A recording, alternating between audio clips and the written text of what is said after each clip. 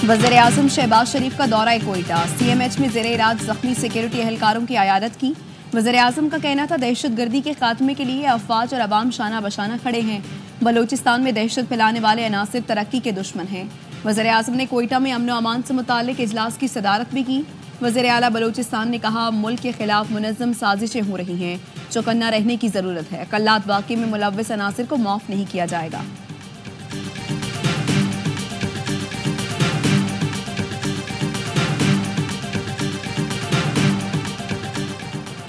Lahore high court से Islamabad high court transfer होने वाले जज जस्टिस सरफराज डोगर की कमरा अदालत आमद। प्रोसिक्यूटर जनरल इस्लामाबाद गुलाम सरवर ने जस्टिस सरफराज को मुबारकबाद दी। Prosecutor general, additional attorney general और लॉ अफसरान ने फाजिल जज को गुलदस्ते पेश किए। जस्टिस सरफराज डोगर ने तमाम वकला और लॉ अफसरान का शुक्रिया अदा किया। जस्टिस सरफराज डोगर ने चार्ज संभालते ही मुकदमात की समाअतों का आगाज किया।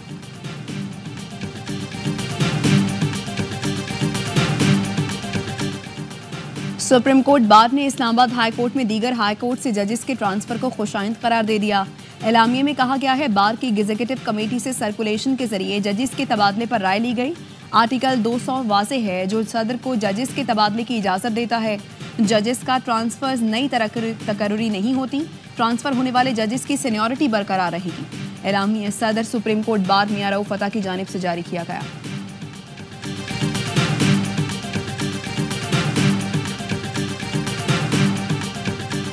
आईनी बेंच ने साबिक चीफ जस्टिस जवाद एस ख्वाजा पर 20,000 रुपए जुर्माने का हुक्मनामा वापस ले लिया।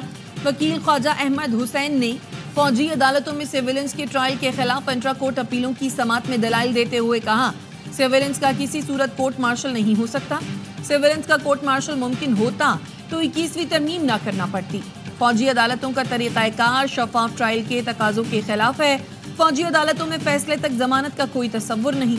जस्टिस जमाल मंदुकैल ने रिमार्क्स दिए हमारे सामने सवाल सिर्फ ये है आर्मी एक्ट का इतलाक किस पर होगा। खुदा न खास्ता एक हमला पार्लियामेंट, एक सुप्रीम कोर्ट और एक GHQ पर होता है तो पार्लियामेंट और सुप्रीम कोर्ट पर हमले का ट्रायल ATC में चलेगा और GHQ पर हमला हुआ तो केस मिलिट्री कोर्ट में चलेगा। मेरी नज़र में तीनों हमले एक जैसे ही हैं तो तफरीक क्यों और कैसे।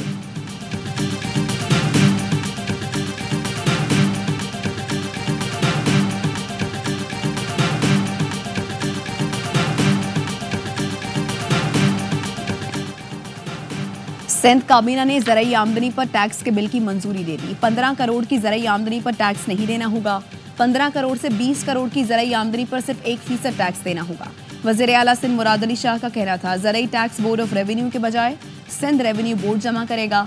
ज़राई इनकम टैक्स में लाइव स्टॉक को शामिल नहीं किया गया।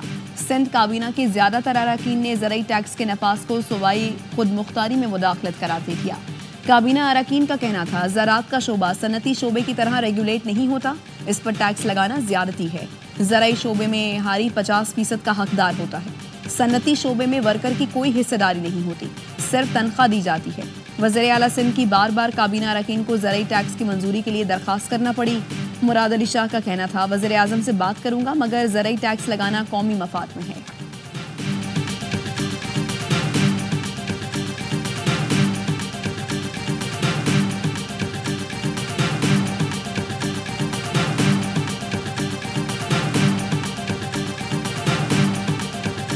डिजिटल मीडिया के ऊपर ना एडिटोरियल कंट्रोल है, जिसका जो दिल करे तो सहाफत की आड़ में सहाफत को बदनाम कर रहे हैं। जो डीप फेक है, जो खवातीन की हरासमेंट होती है दिन रात, सुसाइडल टेंडेंसीज बढ़ गई है माशरे के अंदर। क्या FIA में कैपेसिटी है कि FIA इन क्राइम्स को डील कर सके? डिजिटल मीडिया पर जिसका जो दिल चाहता है पोस्ट कर देता है। विफाकी वजीर इत्तलात तथा तारड़ कहते हैं समझ नहीं आ रहा एहतजाज किस बात पर हो रहा है। सहाफत की आड़ में सहाफत को बदनाम किया जा रहा है। पी का कानून आज़ादी इजहार राय के लिए बनाया गया। कोई एक शक बता दें जो काबिल एतराज हो।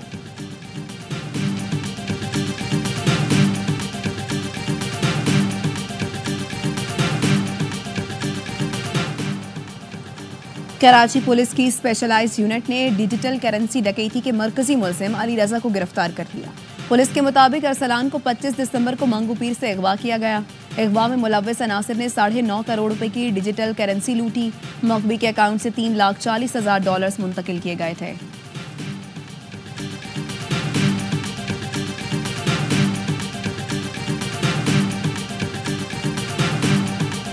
8 फरवरी को स्वाबी के मुकाम पे हमारा प्रोटेस्ट होगा, ब्लैक डे हम लोग मनाएंगे। बाकी जगहों में जो मुकामी तंजीमें हैं वो खुद भी करेंगी। नेगोशिएशंस के हवाले से जो पाकिस्तान तहरीक इंसाफ और हमारे इत्तेहादी साथी थे, इनके हाथ में कुछ है नहीं। ये इंस्टॉल्ड गवर्नमेंट है। इस वक्त हालात मुल्क के इतने तशवीशनाक है कि मैं आपको बता नहीं सकता।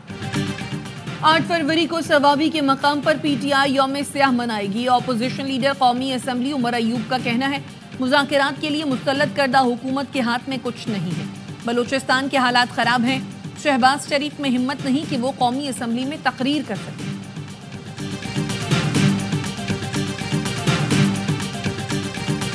मैं भी जीता था 10-11 बजे तक, तो मैं भी जीता था। अच्छा। और फिर डीसी साहब ने कहा कि एफिडेविट दे दो। तो मैंने कहा ये क्या होता है, क्या किस चीज़ का एफिडेविट? कहती जी एफिडेविट आपको देना पड़ेगा, इसके बगैर आपका नोटिफिकेशन नहीं हो सकता। बाद में फिर उन्होंने एडमिट भी किया, मेरे साथ मुलाकात भी की, एक्सक्यूज भी किया कि मेरी मजबूरी थी। इलेक्शन में पीटीआई के 35 के करीब अरकान असम्बली ने हल्फनामा देकर कामयाबी का नोटिफिकेशन लिया। रहनुमा तहरीक इंसाफ शौकत यूसुफजई कहते हैं 11 बजे तक मैं भी जीत रहा था, मुझे हल्फनामा देने का कहा गया, मैंने इनकार किया। मैंने कहा ऐसे कागज़ को नहीं मानता, वोट पीटीआई का हो और बात किसी और की मानूं। तहकीकात की जानी चाहिए। 26 नवंबर को समझाने जाने या ना जाने की बात कैसे और क्यों हुई, ये शोशा किसने छोड़ा था?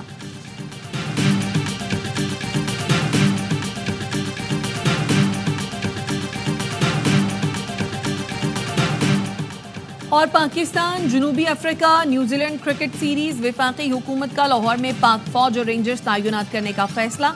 विफाकी हुकूमत आर्टिकल 245 के तहत लाहौर में पाक फौज और रेंजर्स तैनात करेगी।